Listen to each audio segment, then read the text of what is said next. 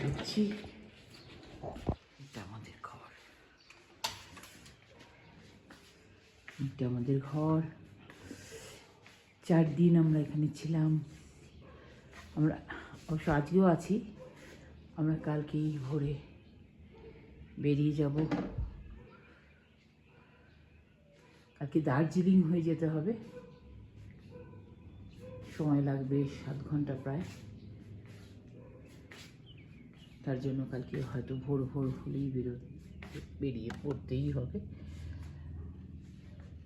ঘরটা এত অপূর্ব না, এই ঘর মানে ভাবা যায় না।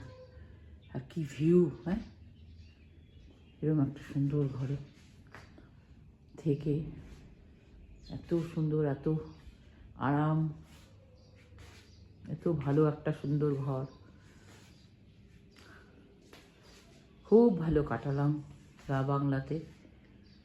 একটা ছোট্ট ছোট্ট একটা গ্রাম মতন, গ্রামও বলা যায়, মফস্বলের শহর, মানে শহরও বলা যেতে পারে। মানে খুব শান্ত,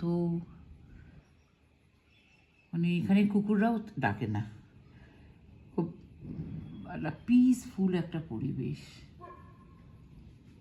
আজকেও হেঁটে হেঁটে আমরা এতে গিয়েছিলাম, রা বাংলা মার্কেটে। আর এখানে একটা ছোট্ট মেয়ে আছে, ওর ছবিও দেব।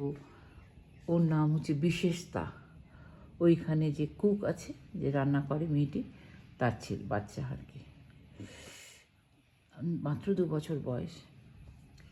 তো মোটামুটি আমরা যেদিন এসেছিলাম সেদিন খুব খালি পাই এই চত্বরের মধ্যে ঘুরে বেড়াচ্ছিল আর খেলছিল এই ঠান্ডার মধ্যে। আমি ওর মাকে জিজ্ঞেস করি, ও জুতো পরে না, বলছে যে ওর পায়ে একটু ব্যথাও লেগেছিলো, তা ওর মা ওই জুতো পরাতে পারছিল না। তা আজকে আমি ওকে ছোট্ট একটা লাল রঙের জুতো এনে দিয়েছি বাজার থেকে কিনে।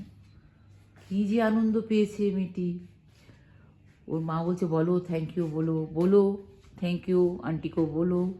বললাম নেই নেই থ্যাংক ইউ সে কোনো কথা হবে না, কারণ এত মিষ্টি হাসি যে বাচ্চার, তার আর থ্যাংক ইউ বলার দরকার নেই। ওই হাসি আমার কাছে অনেক কিছু। খুব খুশি হয়েছে। যাই হোক, এখানে কয়েকটা দিন কাটালাম, অনেকের সাথে আলাপ হলো, অনেক ভালো লাগলো। এখন ফেরবার পালা। আজকের দিনটা এখন বেরোতে হবে। আমরা এখন আবার বুদ্ধ পার্কের দিকে যাব।